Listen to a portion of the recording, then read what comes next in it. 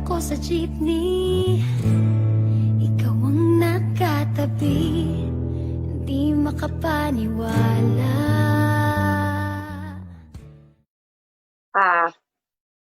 Magandang hapon po sa inyong lahat. Narito na naman po ang inyong lingkod, Mamita Lorenzo. Arangkada para sa transportasyon.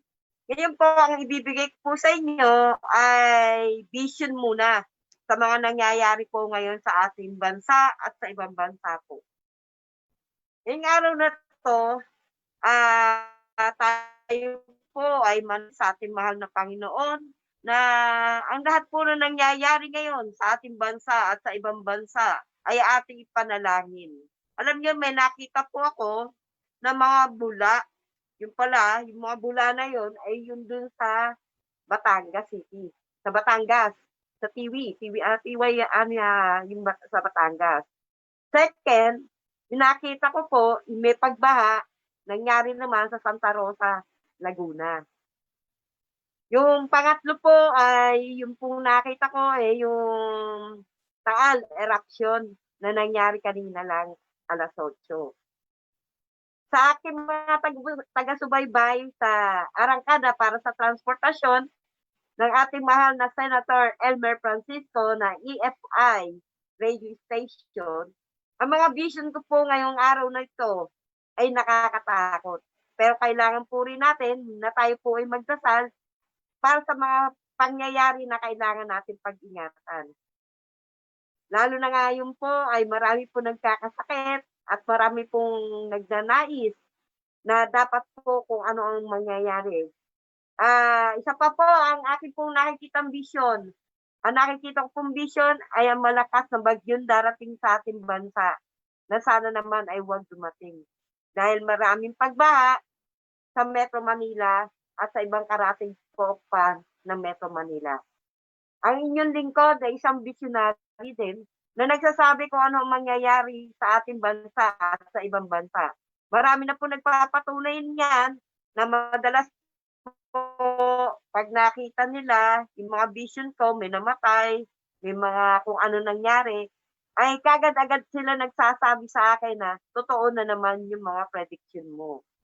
Ang kailangan lang po natin ay iba yung pagdarasal para sa ating bansa, lalo na sa mga dumarating na panahon ng bulan o August.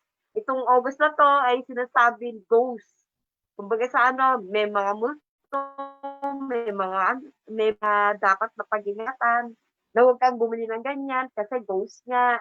Hindi naman po lahat po ng araw o buwan o August o porket ba sinabing August, ghost na, di ba? Yun po yung mahirap na kailangan nating patunayan sa sarili natin na kahit po tayo ay mga manghuhula o nakakakita sa mangyayari sa hinaharap, ay huwag naman natin masyadong pagka dibdibin sa mga nangyayari.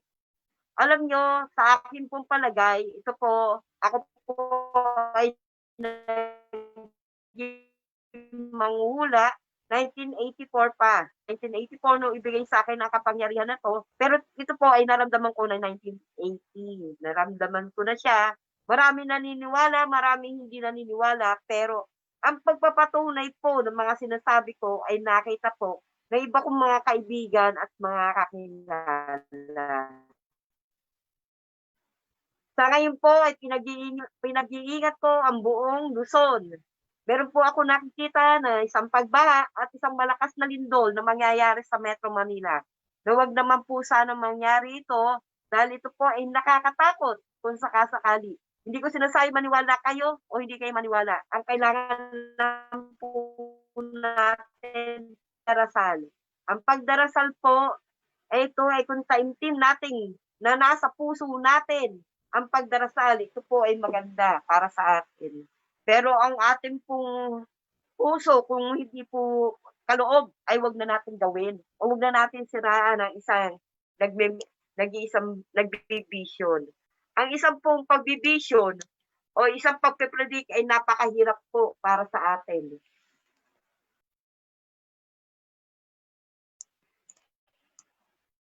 Kaya po, ito po yung nakita ko last last Monday, nakita ko po ito na mangyayari. Nakita ko yung mga bula-bula, kung ano man noon, mga pagbaha, yung mga paglimlim na yan, bago mangyari yung bate, nagsabi na po ako na kailangan po mag-ingat. Ang pag-iingatan po natin ngayon ay lalo na yung mga pagkain natin ng mga seafood, mga baboy. Alam niyo, may nakita ako na isang di ka nais-nais na minsan mas maganda pa maging vegetarian ka. Yung bang sinasabing panay gulay lang ang ating kakainin.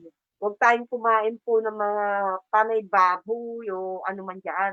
Ang isang vegetarian tao, yun po ay hindi siguro magkakasakit. Pero kung ikaw po ay masyado kang samit, eh nandun po yung mga sakit na nakararamdaman natin sa ngayon. Alam niyo, napakahirap talaga ng mangunguna o isang nakakakita kung ano man yung nakikita namin. Ito po ay sinasabi ko lang sa inyo, tayo po ng ating mga pagkain, ng tubig, mga kandila po na kailangan po. Ito kailangan natin sa pang-araw-araw na gamit natin na kung maaari lang po ay atin pong sinupin. Mga insenso po, yung mga Chinese incense po na ginagamit ng mga Chinese, yun po ay ating gamitin din. Magpausok po tayo sa loob ng bahay natin para po yung mga mangyayari ay mawala rin. Meron din po ako nakita ngayon, sa ngayon lang. Isang prominenteng tao mawawala sa mundo na hindi niya akalain na siya'y magkakasakit. Sana po ipagdasal natin, huwag naman mangyari po yung mawala siya sa mundo dahil malaki po ang kasaysayan niya kung sakaling mawawala siya. Sa ano po ngayon, lalo na po sa transport, may ano ko lang po sa inyo sa ngayon, nakita ko po, isang araw o kanina, na maraming transport leader ang pumunta ng LTFRB. Pero ang inyong lingkod, Biminda National Transport Federation, ay hindi yata napapansin ng ating mahal na chairman na malaki ang naiambag sa LTFRB kung bakit nandiyan ang LTFRB. Ang LTFRB po hindi magagawa kung hindi natin yan ginamot at para po tuluyan mawala yung mga nasa paligid. Yan po. Nakita ko po, sana si Sir Willie Rebillame, kung siya po ay magbibigay, ibahagi niya mismo sa tao. Kung ako po sasabihin ko, sige, bigay mo sa akin. Pero sa tingin mo ba, lahat ng ibinigay mo ay makakarating sa kinaukulan o makakarating sa mga taong pinagbigyan mo na sinasabi mo 5 million? Malaking bagay na po yung 5 million para sa mga ayuda ng mga driver. Ang mga driver po, ito po ay mga kakampi natin sa hanay ng transport. Marami pong mga transport na ginagamit lang yung mga miyembro para sa pansarili nila. Hindi naman nila nagagamit kung para sa mga miyembro na ito po ay maitulong. Ang sinasabi ko, kung may bibigay ka, ibigay mo mismo sa mga tao o sa mga driver na nangangailangan ng ayuda. Yung ayuda po, yan po ay maganda para sa mga driver na hindi na puntahan o nabigyan ng ating mahal na Chairman Degra o ng DSWD. Nananawagan din po ako sa iba't ibang mga sangay na sana matulungan nyo ang transport sa pamamagitan ni Elmer Francisco. Kung kay Elmer Francisco nyo po ibibigay ang mga sinasabing ayuda o mga tulong, ay tiyak na makakarating po sa kinaukulan. Walang labis, walang sobra. Kasi mahal niya ang transport. Ito ang leader na kumbaga sa isang iglap ay imusbong. Nagawa ba ng iba to na siya po yung parang nagiging tatay na rin namin sa transport eh. Yun po. Marami pong problema ang transport pero hindi po nakikita yung talagang lehitimong problema ng transport.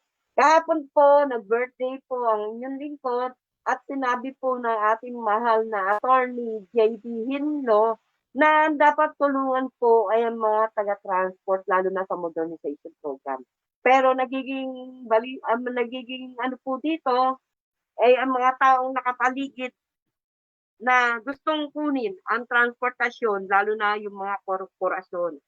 Na mayaman na, ay gusto pa rin nilang pumasok sa transportasyon. Hindi na lang ipaubaya sa mga maliliit na operator o kaya ay tulungan nila. Napakahirap talaga ng transport pero kailangan po natin to para sa bayan at para sa mga mananakay. Maraming salamat din po sa ating mahal na Chairman Degra, Martin Degra, sa pagbibigay niya po ng mga rota na tatakbo ngayon 2000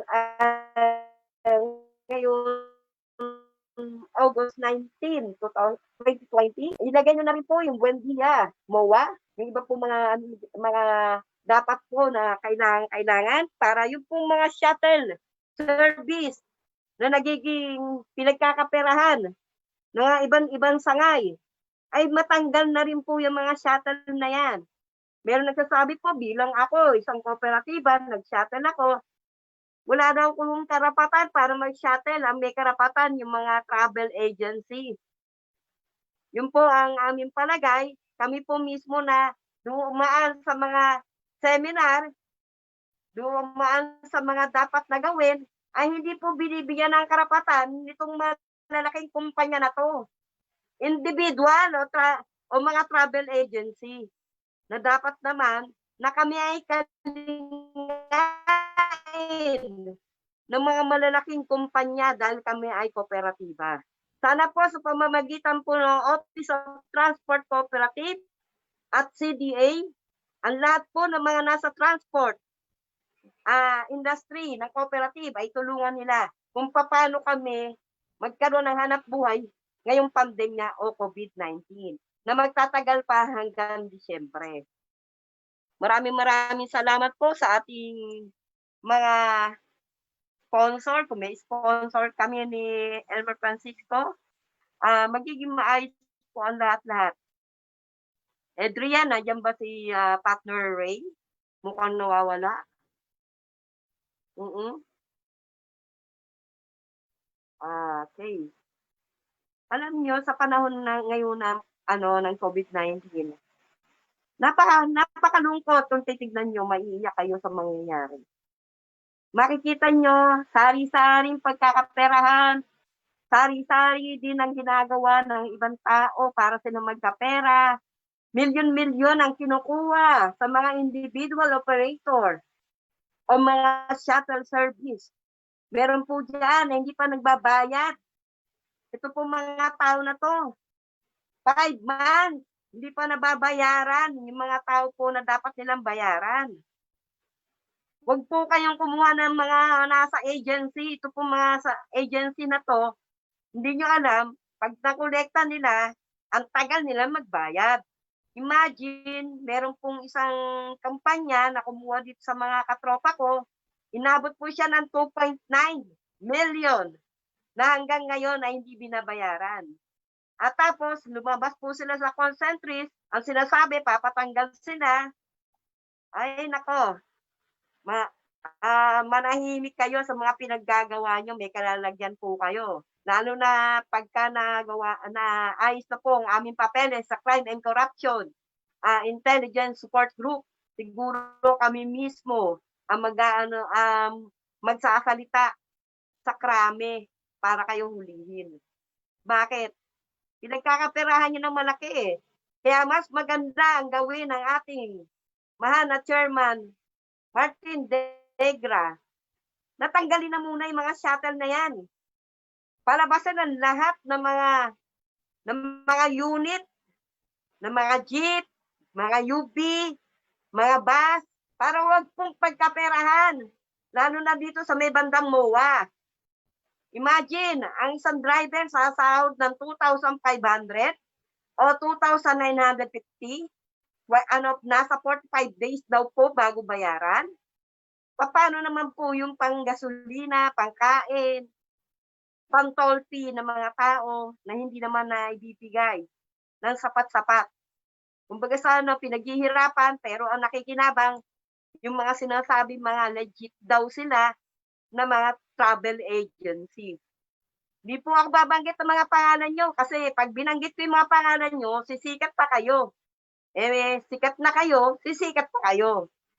Yun, hindi nyo alam, yung mga kinuha yung mga tao rin namin. Nag-travel agency kayo, pero wala naman din pala kayo mga van. At tulad po ng COL, contract of lease, pinagkakaperahan pa rin yan. Ano ba talaga ang dapat? Ang COL ba may bayad? O libre? Katulad namin sa kooperatiba, libre kami kung magbibigay kami ng COL. Yung kung tinatawag na contract of lease, libre ang ibibigay namin. Bigyan niyo po ng panahon ang mga shuttle service, mga tourist franchise. Yung mga tourist franchise po na dyan, natutulog lang po sa pansitan, nabigyan nyo ng panahon para naman makalarga, para makabiyahe. Sana po ay matulungan nyo kami kung ano man po yung dapat nyong ibigay sa amin tulong, ay dumaan, hindi sa mga leader. Dumaan mismo sa mga miyembro ng transportasyon. Doon nyo, kasi nagkakagulo eh. Ayusin nyo lang para hindi magkagulo. Nakita ko pa Pasam Mazda, Acto. Hindi ko nakita yung iba kung ano man yun. Binigyan ng pera na ganito, ganyan. Ako, hindi ako sa pera eh. Ang sa akin, makakarating ba lahat yan? Paratingin nyo ha. Paratingin nyo yung pera mismo doon sa tao na gusto nyong bigyan. Willie Revillame. Ibigay mo mismo, ikaw mismo, ang magpatupad ng pagbibigay sa mga tao na gusto mong bigyan ng 5 million pesos. Yung mga 5 million pesos, bigyan mo ng tigli 5,000, masaya na yan. Para nang tumama sa wedding yan o sa loto yung mga yan. Kaya, ang inaano ko ngayon dito, ay tayo ay magkaisa sa public transport. Dapat pala meron ako talagang kasama dito. Sa mga sakit po, iwas muna tayo sa mga sakit. Iwas po tayo dun sa mga baboy. Maggulay muna tayo. Yung po, makan sa mga prutas. Yung po, kaya si Sir Mert, sa kayo asawa niya, anak niya, parang bumabata dahil sa ang kanilang kinakain ay masustansya. Ginagawa ko na rin po yun para maging masustansya po yung mga kinakain ko. Yung po yung mga bagay-bagay na dapat natin gawin. Siguro po, pansamantala, magpatugtog muna si Sir Eldrian de los Reyes. Sir Eldrian, pwede ba music muna ng arangkada para sa transport? Sige. Magandang araw sa lahat. Nagpupugay at nagpapasalamat ang EFI Jeepney Station sa pangunguna po ni EFI Chairman Elmer Francisco, sa lahat po ng ating mga frontliners na nagtataya ng kanilang buhay, sumusong sa panganib sa araw-araw para po mailigtas ang buong pamilya ng Pilipino. Kaya ipagdasal po natin sila sa araw-araw nilang pagkilos. Ito po inyong kaibigan, ang broadcaster ng bayan, host ng programang Kasama Kaibigan, Monday to Saturday, 2 to 3 p.m. Patugtog muna tayo, medyo nakakasig lang naman.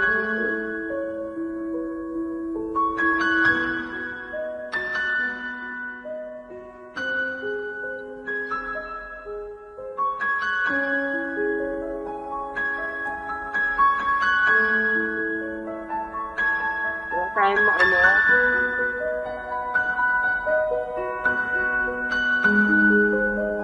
Wala ba si Ate? Tayo lang pala dito.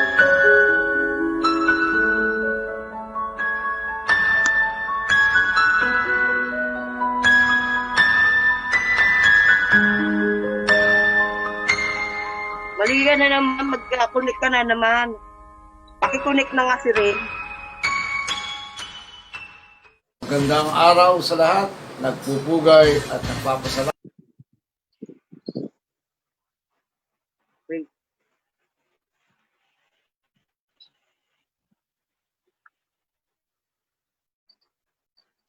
Bumabalik ko ang inyong lingkod.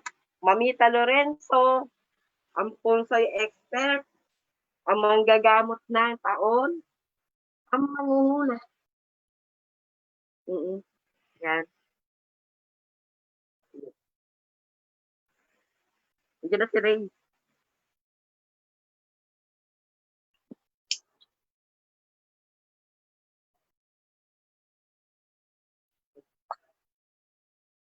Hindi daw siya makapasok.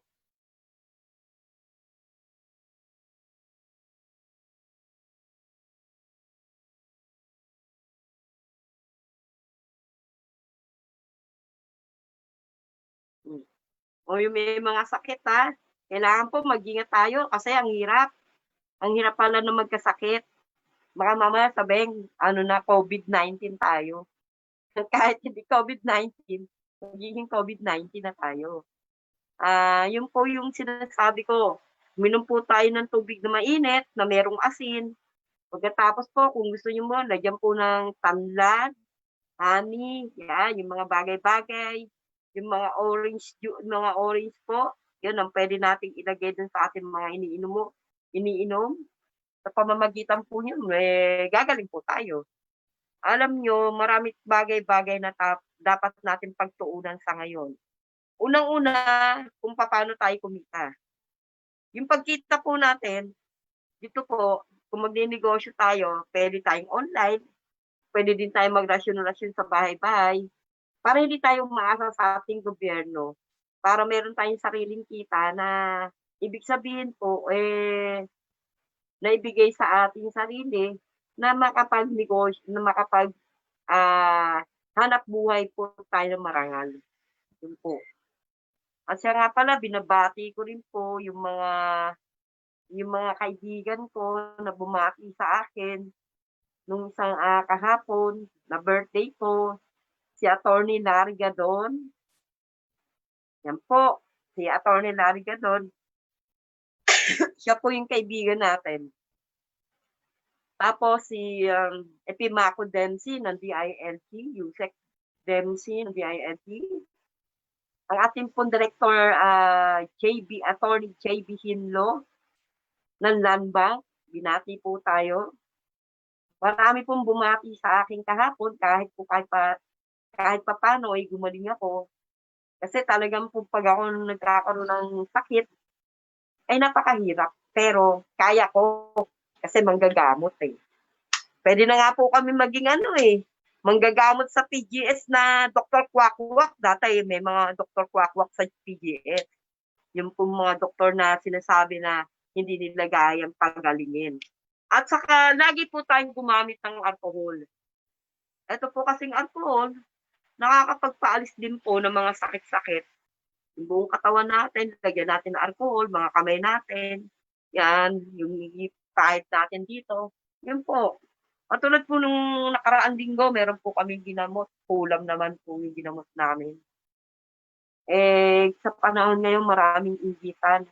Kaya kailangan nag-iingat po tayo dahil pag amiral ang inggit ng mga tao, ay napakahirap.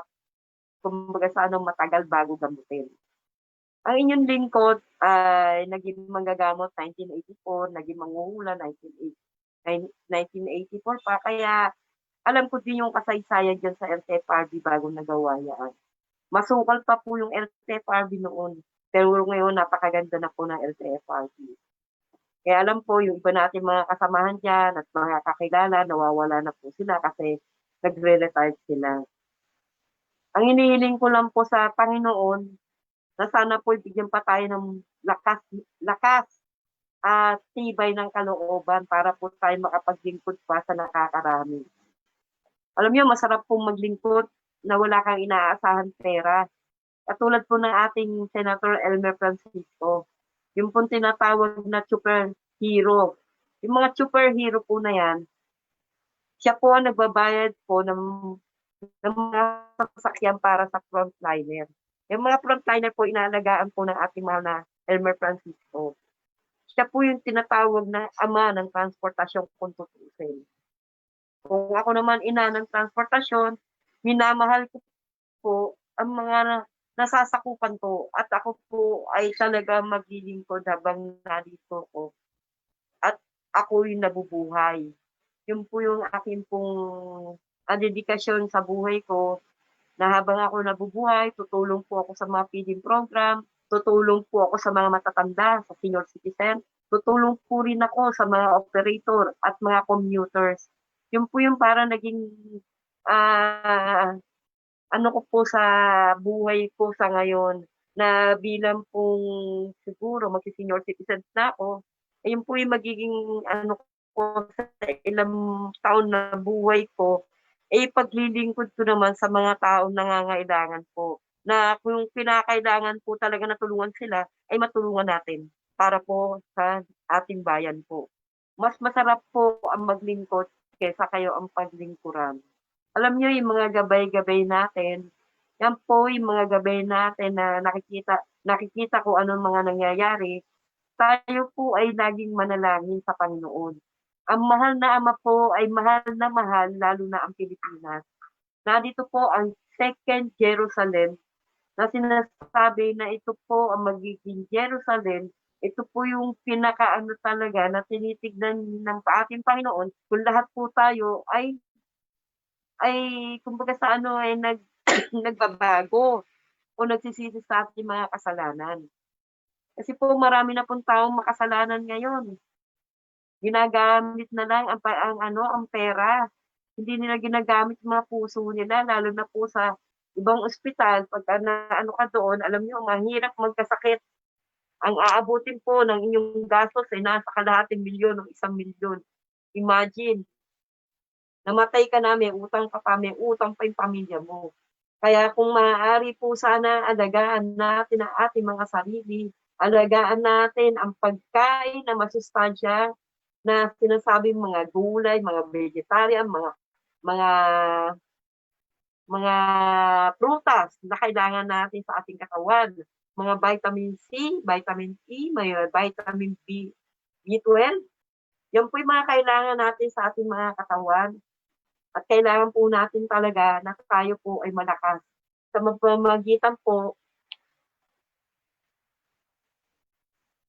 pamamagitan po nito na pag-inom natin ng mga gamot, ay makakatulong po sa atin ng malaki.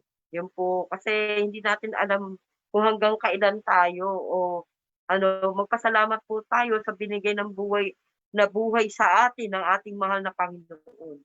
Alam niyo ba na ang sinasabi ng aking poon mo, Santo Niño, kung tawagin po siya Butchokoy, pasensya na po kayo kung pipikit ako kasi ang sinasabi niya, ang lahat po ng tao sa mundong ito ay magsisi ng kanilang mga kasalanan dahil darating at darating ang tinakda ng ating mahal na Panginoon.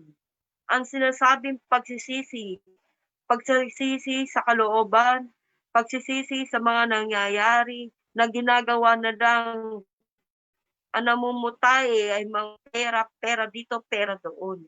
Pwede naman tayong magkapera sa pamamagitan ng paghahanap buhay natin.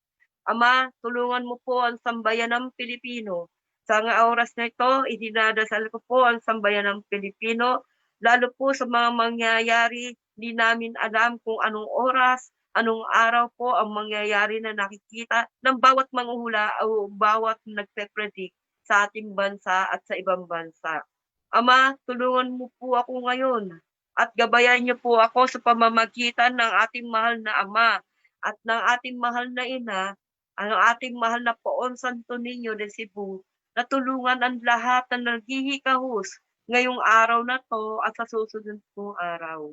Ama, tulungan mo po na maligtas ang masbate sa oras na ito na sila po ay nadapuan ng malakas na lindol at maayos at makakuha ng tulong sa ating gobyerno. Ama, ikaw na po ang bahala sa mga tao na kung maaari lang po ay magkanya-kanya sila upang sila po ay mabuhay at huwag umasa kung kanino man. Ama, ikaw po ang nagsasabi sa amin na kami po ay maging malakas sa pamamagitan niyo po at sa pamamagitan ko po at sa pamamagitan po ng iba, na kayo po ay makakatulong sa amin sa oras ng aming kagipitan. Ama, huwag mo pong ipahintulot na sumabog ang taal dahil ngayon lang po sila nakakaraos sa mga pangyayaring naganap nung pong March, nung January, February. Maawa po kayo sa mga tao na nagkikahos noong panahon na yon. Ama, ako po'y nananalangin na huwag po sanang tumama ang malakas na bagyo dito sa Pilipinas. Kayo po ang nakakaalam kung kailan po darating yun. Ama, iliis mo po ang bagyo na ito sa ibang lugar. Ama, ikaw po ang aming pentulot na kung maaari lang po na kami ay basbasa mo po lahat.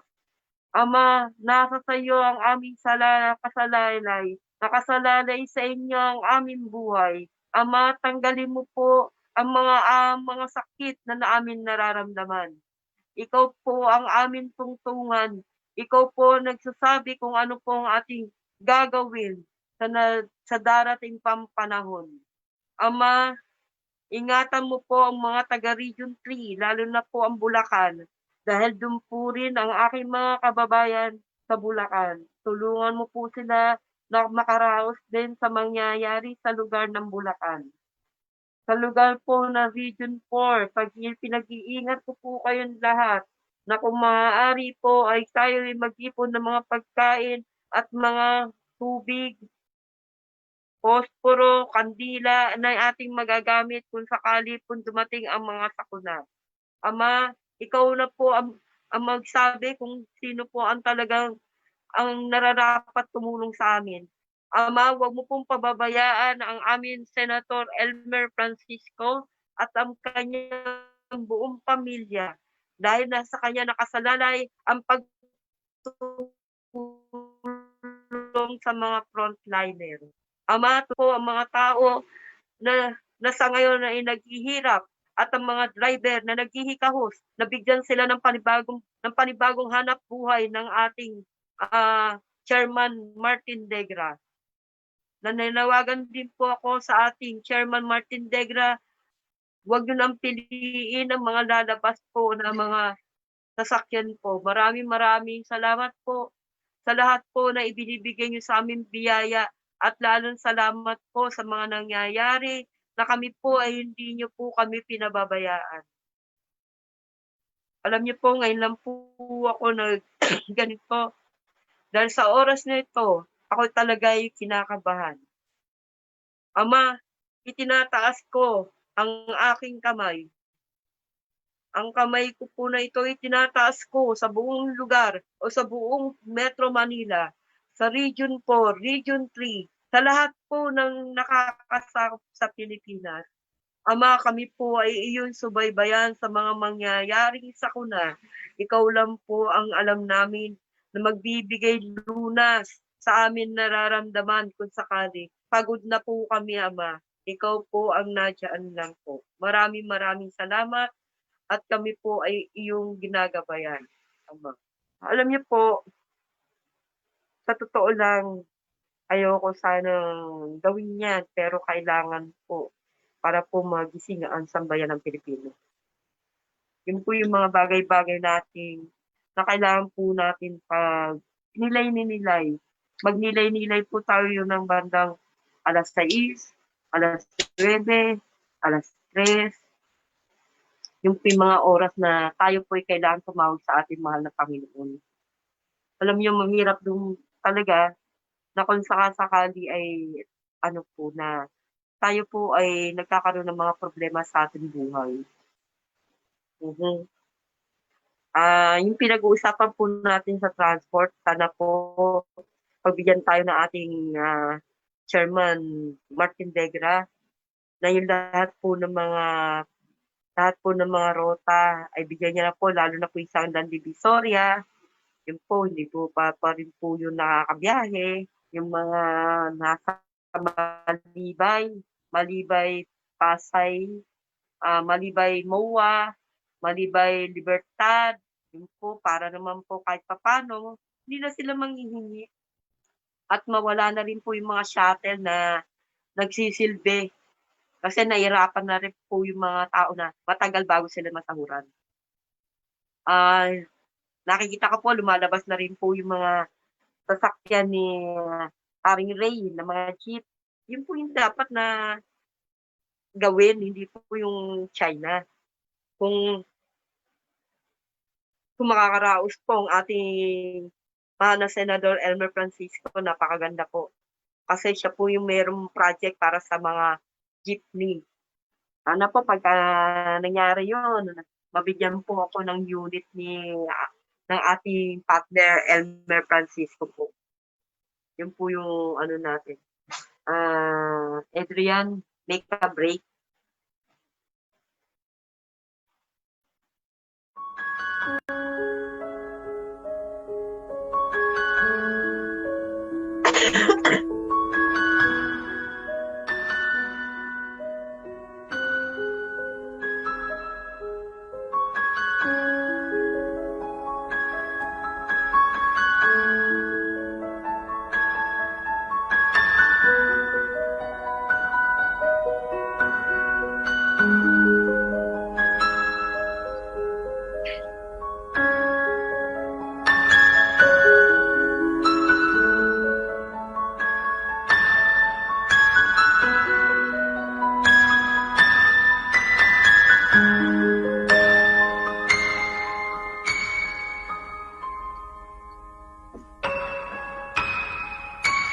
Hindi ko kakayanin eh.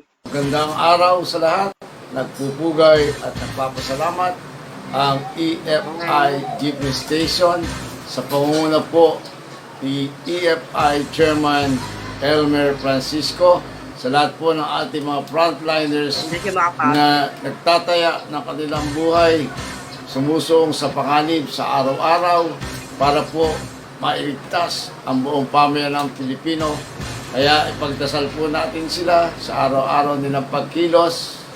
Ito po inyong kaibigan, ang broadcaster ng bayan, host ng programang Kasama Mga Kaibigan, Monday to Saturday, 2 to 3 Pasensya p.m. na. Lagi po akong tawag dito. Papa-commercial. Nakita niyo yun, no? Binigay lang po sa akin kahapon.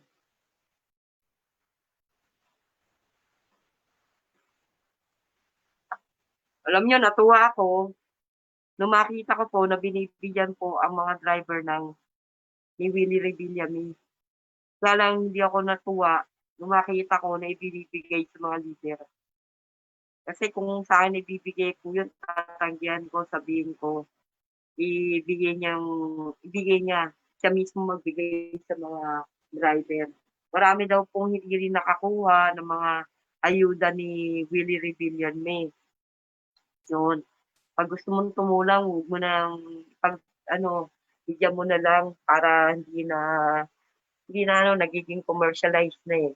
Pag nakikita na tumutulong tayo, tapos yung iba po hindi nabigyan, marami po nalulungkot, namasahe po sila, naganot po sila ng tag ng nila para makarating ng LTFRB, pero after po noon, napili na po yata yung mga bibigyan, lalo na po yung may mga asipasyon. Yun po yung minsan na nakakainis. Kasi bakit nakakainis? Isipin mo, bibigyan ka, pero ipapadaan pa dun sa mga lehitimong mga sinasabing mga leader. Mga leader na yan, nagpayaman na yan, mayayaman na yan. Ibigay na natin dun sa mga presidente na nakarapat dapat na magbigay naman sa kanilang mga miyembro. Yun naman ng ating masyado na kayong popular, ibigay na lang natin doon. Yun yung binabati ko rin po pala ang 5 pillars of justice. Binati po nila ako kanina. Tapos kay Ma'am Pema Duterte, yan po, binati rin po ako ni Ma'am Pema Duterte. Kay Yusik Penelope ng NAPSI, binati rin po ako. Maraming salamat po pala dun sa mga pagbati niyo sa akin. Pero kung alam niyo, mas maganda kung sakasakali, magkaroon po ng isang opisina ang transport sa Malacanang. Para I will suggest na magkaroon po na katulad ng dati, pero mamili po kayo ng uupo. Na kung sakasakali po na may papaupuin po sa Malacanang na sa transport, mamili po ang ating presidente na talagang hindi po yung kurap. Marami na po kasing kurap ngayon eh. Mahirap lang magsalita, pero kinakailangan po natin na kung sakasakali po, tayo po ay magkaroon ng isang pagkakaisa, na magkaroon po ng isang leader sa loob ng Malacanang na nagsasabi sa ating Pangulo, ito po yung nangyayari sa labas ng transportasyon, ito po yung dapat natin gawin, ano po yung na maitutulong natin sa kanila. Well, we have to direct to the point kung ano po yung dapat na itulong po sa transport, na hindi na po dadaan kung kani-kanino. Ang second, ang dapat po talagang mahalin natin ay yung mga nasa paligid natin, transport, commuters, yan po yung mga bagay-bagay, yun po yung mga bumoto sa atin na kailangan po natin, bigyan po natin ng panahon pagkasakaling may mga ganitong mga sakuna. Marami pa po yung sakuna, hindi pa po tayo napitigil sa mga sakuna. Kaya kailangan po pag-ingatan din po natin ang ating mga sarili. Kasi hindi natin masabi kung ano po, kung hanggang kailan po ang tinatawag tayo na nasa itaas. Kaya mas maganda po na gumawa tayo ng kabutihan sa ating kapwa. The best po na pag tayo po yung gumawa ng kabutihan sa ating kapwa, tayo po ay papatawarin ng ating mahal na Panginoon. Pero kung ang gagawin lang po natin para lang po tayo sumikat at para lang po tayo magkapera, huwag na po natin daanin sa pera ngayon dahil magugunaw na mundo. Meron din mga pera din, konti lang po, katulad na ating mahal na Elmer Francisco, tumutulong siya. Kumbaga sa tinutulungan niya yung mga frontliner, tinutulungan niya yung mga driver, tinutulungan niya yung mga operator para magkaroon po ng maintenance, magkaroon po ng sapat na puhunan para sa kanilang mga transport. Yan po, pagka natigil na po to, darating na naman yung modernization, magiging maayos na naman po. Ang tanong, dapat po ba na magkaroon pa ng bidding sa mga transport? Kung sino po yung nag-apply sa linya po na yun, na pinaghirapan naman ng mga tao, dapat po ibigay sana ng LTFRB. Hindi po yung, hindi, bigay natin kay ganito kasi mayaman to. Bigay natin kay ganyan kasi makakasurvive siya. Kung sino po yung nag-apply at nagpakahirap para sa linya na yun, ay doon natin ibigay. Di po ba? Kasi mahirap po na kung sakasakali na yung mga bagay-bagay na ating hindi naman natin napag-isipan na nakakatama po tayo ng ating kapwa. Kaya kung maaari lang po, ang suggest ko lang po sa ating LTFRB na huwag nang pahirapan yung mga operator. Meron pa po akong gustong i-share sa inyo. Yung pong mga tumatakbong tourist at saka yung pong nag-a-apply ng tourist. Sana po yung 2019 to 2020, 2019 to 2020, tanggapin nyo. Kasi nagpandemya eh. Tapos sasabihin nyo, hindi na tumatanggap, pero malalaman natin na may tinanggap naman pala. Yusek Mark De Leon, hindi na nakarating yung sulat ko sa inyo. Sana naman po, mapagbigyan pa rin yung mga 2019.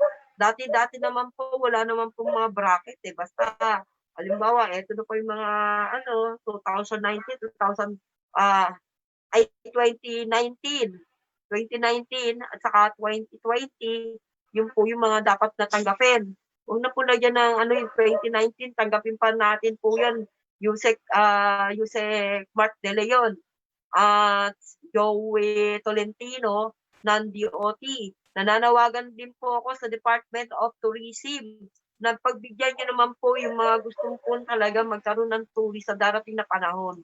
Huwag yun ang pahirapan kung sakasakali. Meron po akong alam pero hindi ko muna sasabihin ngayon hanggat hindi po naayos yung aming papel na crime and corruption. Intelligence Support Group. Ito po yung mga tao na lalabas para manaliksik kung sino po yung nagkakaroon ng korupsyon, nagkakaroon ng lagayan diyan, kung paano po yan. Yung po yung mga hindi po natin masasabi na nawala na yan, pero sana mawala na talaga ng tuluyan. Alam niyo, napakaganda kung sakasakali na magkakaroon tayo na isang pagbabago. Ngayon po, hindi ko po nakita yung pagbabago, hindi ko po naramdaman. Naramdaman ko marami po naghirap. Yun po ang naramdaman ko. Pero in fairness po sa ating mahal na Pangulo, pagod na rin po siya, pero hindi niya alam, yung mga nasa likod niya, yun ang mga korap na hindi niya nakikita kasi nga nakatago. O, pag dumating po yung panahon na yun, na kung sakali, wala na po tayo. Oo, nag-aano yung ano ko, nagkukusa. Wala. Yes, nawawala. Yan.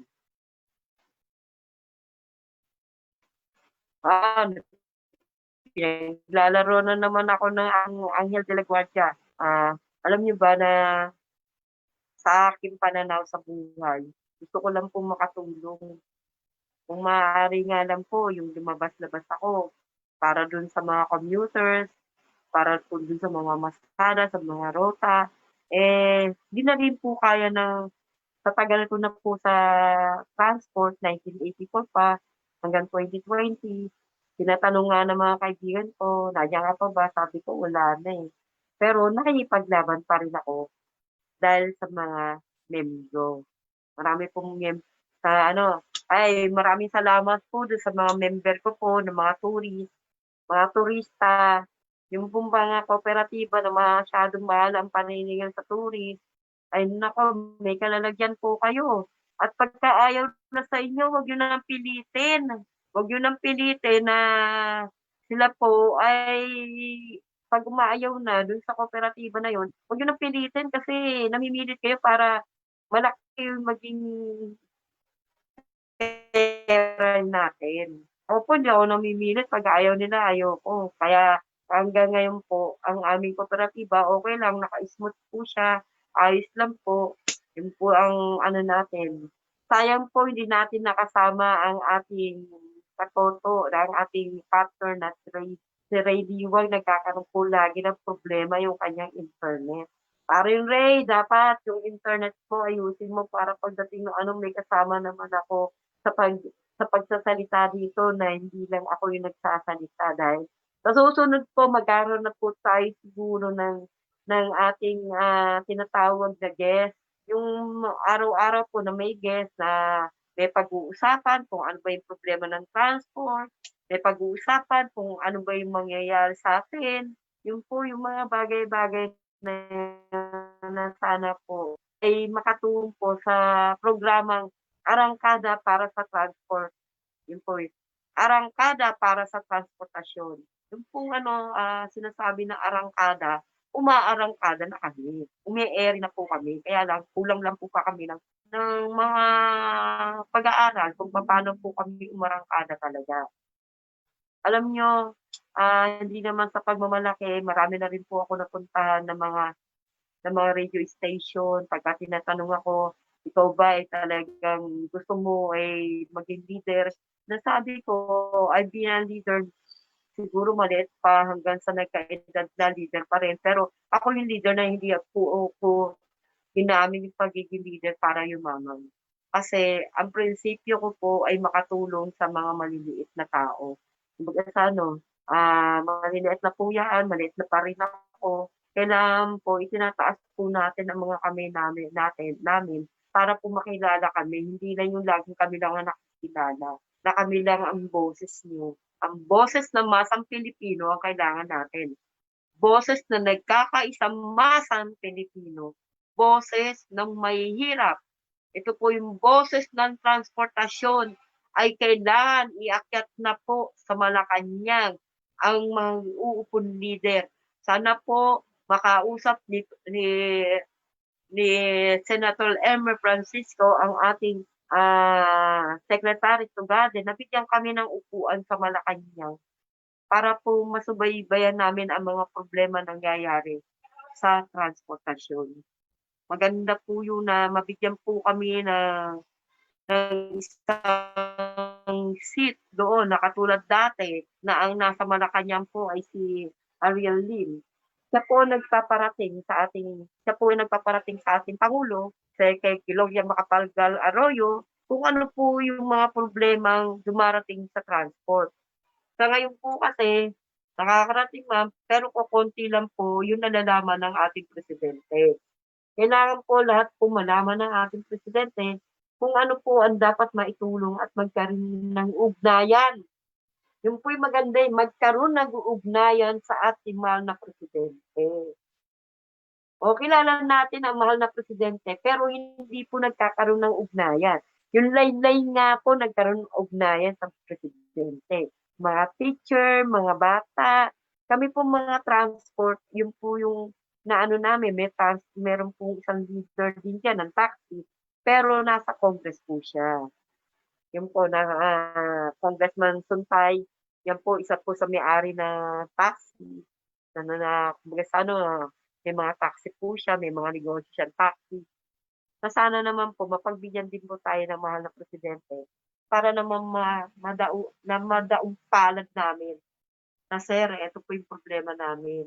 Mailahad namin yung mga problema ng bawat isang operator, ng bawat isang driver, ng bawat isang commuters, kung ano po yung nagiging problema sa loob ng transportasyon. Kasi napakalawak po ng transport. Kung aanin natin, sana pagdating ng oras, magkaroon po ng party list na panibago ang transport. Meron nga daw pong party list, pero hindi namin naririnig yung bang hinaing ng mga kapwa operator o mga driver, o mga commuters. Yan po yung magkakasama po yan. Kung ako po pagbibigyan ng ating mahal na Pangulo at ng ating mahal na Secretary Tugade para mayupo dyan, sasabihin ko lahat kung ano mga problema. Ang kailangan po natin, hindi lang po sa mayayaman, kundi magkaroon ng ugnayan ang bawat Pilipino, ang bawat transportasyon sa ating Pangulo. Di ba po? Kaya po kami, Duterte.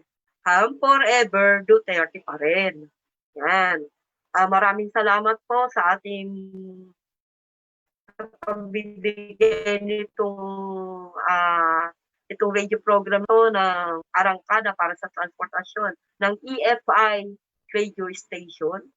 At ang amin pong technical o director na si Adrian De Los Reyes na walang sawang tumitingin sa amin kung ano po yung mga nangyayari, tama po ba yung mga sinasabi namin, at ang ating mahal na Elmer Francisco na mula sa transportasyon. Maganda po yun, nagmula sa transportasyon. Ako naging operator 1984 sa pamamagitan ng aking asawa. Hanggang sa ngayon, minana po ng aking mga anak yung pagiging operator po nila.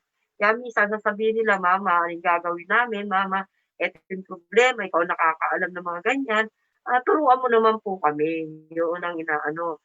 Kasi pag kung ano ang tinanim mo sa mga anak mo, yun din ang aanihin nila.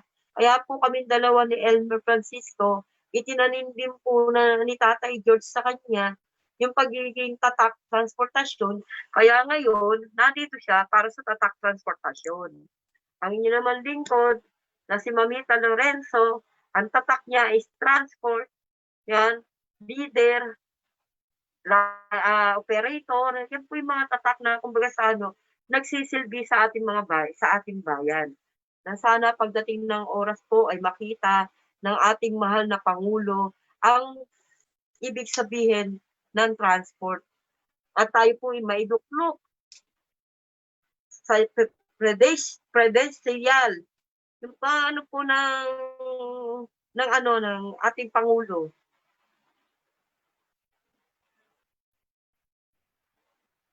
Wala na.